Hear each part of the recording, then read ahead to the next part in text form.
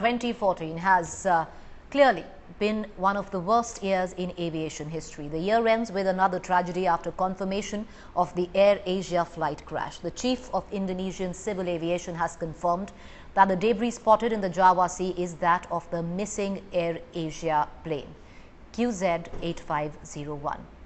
Now, the plane has been missing since Sunday, and now all 162 people, mostly Indonesians, are feared dead. The debris was spotted off the Kalimantan coast. The ill-fated flight was on its way from Indonesia to Singapore when it lost contact with the air traffic control. Meanwhile, AirAsia CEO Tony Fernandes tweeted following this confirmation, "I am rushing to Surabaya. Whatever we can do at AirAsia, we will be doing. My heart is filled with sadness for all the families involved in the QZ8501. On behalf of AirAsia, my condolences to all. Words cannot express how sorry I am." All right, I want to immediately cut across to Singapore. My colleague Poonam Sharma is reporting from there. Poonam, can you take us through the very latest that is filtering in, because there are multiple agencies who are giving out information. Confirmations, of course, have come in from Indonesia Civil Aviation Ministry of a crash. Can you give us details on what you're picking up from Singapore? Yes, Preeti, they are 95% confirming that the debris that they have found are from the ill-fated AirAsia aircraft. So it's a very tragic, very sad news that's coming in, and especially for the families who were early this morning taken on a chartered flight on the same route of that ill-fated AirAsia flight. And, you know, the search operations have been on for so long.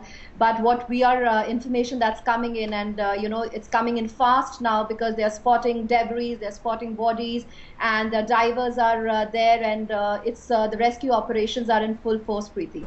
You know, the various agencies, once again, we want to advise via discretion. There are shots of dead bodies which are being shown by various Indonesian channels. We do advise via discretion on that. Poonam, I want to come back to you. Now, with all the multiple agencies that have come together for the rescue and search operations, now it does seem, and including Singapore there, it does seem that the area has now completely gotten restricted, and massive operations as we speak right now being conducted on the spot where the debris has been found floating as well as the bodies. Yes, Preeti, from the news that's coming in, they're saying that the debris are, are red and white in color. So they are definitely sure that it's from the aircraft, because AirAsia's colors are red and white, as you know. Also, a lot of other debris have been spotted. Like you mentioned, TV1, one of the Indonesian channel, is showing visuals of people, the bodies being taken out. As we know, the rescue operation had Singapore Air Force involved, along with Malaysian agencies and Indonesian agencies. All of them had come together, and since morning 6 o'clock today, the news that was coming in was that the area has been kind of identified where this plane had gone down, and right now at 4:30 local time Singapore, the news has been confirmed. You know, Poonam, I'd urge you to just stay on with me. Multiple news reports are coming in on the latest, and that's the latest that we can give out to our viewers. It is official now. The missing flight, AirAsia flight QZ8501, has been confirmed that it has crashed into the Java Sea. Debris, bodies found floating on the surface of the Java Sea there. And on the other hand, the latest that we're getting in is that reports of wreckage also being found, but unconfirmed reports of that. We're going to try and get a confirmation where that is concerned. But let's take you through all the news reports that are coming in as of now on this developing story. Yes, Ozzy, what we know is that it can be confirmed that there at least is debris from this AirAsia A320 aircraft that has been found, as we've been discussing the last hour, in that Sector 7 of these 13 sectors that have been searched over the last several hours. Now, the head of the search and rescue operation went on national television. That's where those images came from. He said that there has definitely been an emergency door from that aircraft found. Four major things that came out of that press conference. That's one, definitive debris from this aircraft. The second is another piece of debris he said was 95% sure from this aircraft, is there's a shadow beneath the water's surface, beneath the Java Sea surface, that appears to be the shadow of this aircraft. So obviously this is the biggest development by far of anything with the searching going on. That was just on national television. The family members are in a private crisis center room just off behind me. We were looking through the windows as they were watching this. They were watching at the same time it was being televised to the nation. Obviously, a very emotional reaction from these family members here.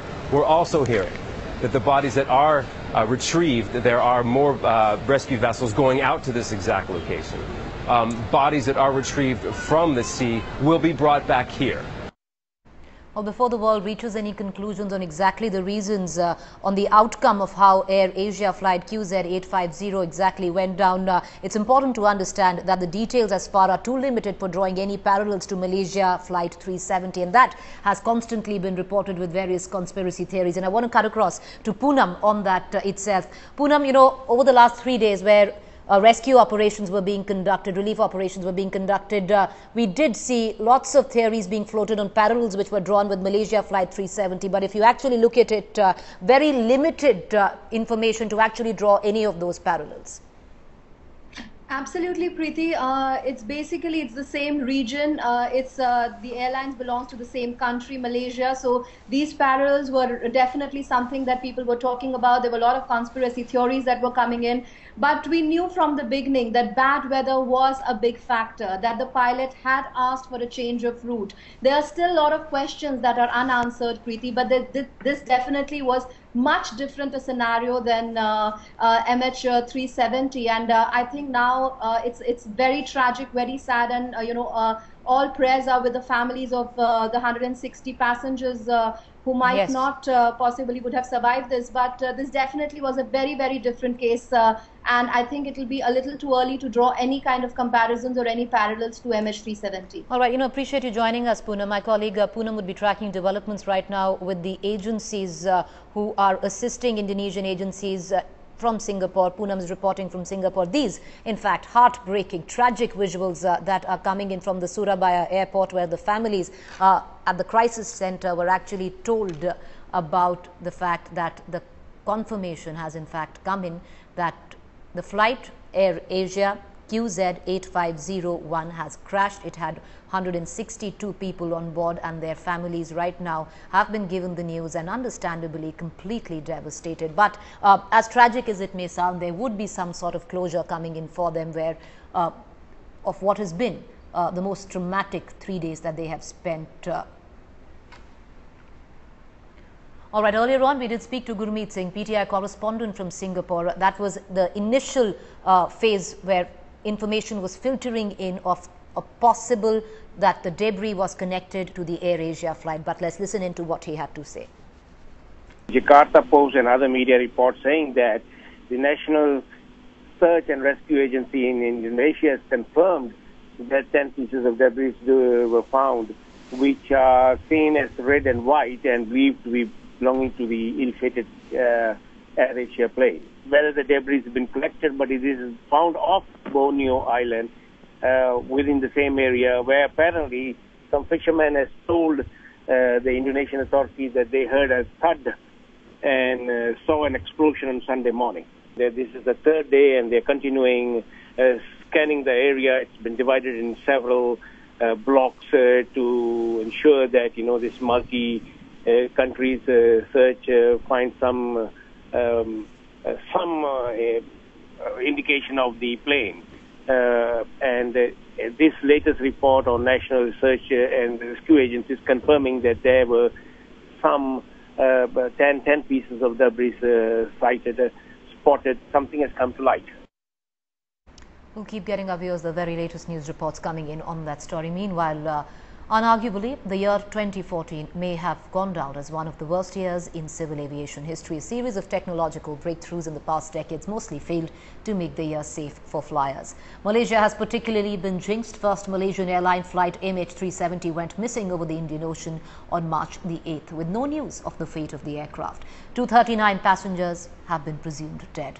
Then on July 17th, flight MH17 was shot down in Ukrainian airspace, which again belonged to the Malaysian Airlines. 298 people lost their lives in the incident, which was blamed on a missile fired by Russian-backed separatists. So far, 20 air tragedies, including 7 major crashes, have been reported in 2014. 986 people have lost their lives, including the 162 passengers on the AirAsia flight.